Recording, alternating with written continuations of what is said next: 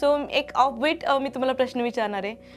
गरीब लोकांच्या घरामध्ये आणि श्रीमंत लोकांच्या घरामध्ये तुम्हाला काय डिफरन्स कळतो?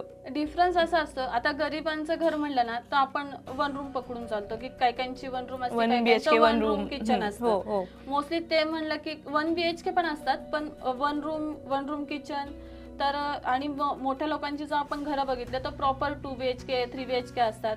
तर मग ते सेट करायला इझी जातं. म्हणजे जसं आपण म्हणतो झोपण्याची जागा, प्रॉपर बेडरूम ते सेट करता येतं, किचन सेट करता येतं. आणि जर आपण जर एक रूमचं आहे तर एक रूम मध्ये तुम्ही एवढ्या 4 दिशा कशा सेट करणार?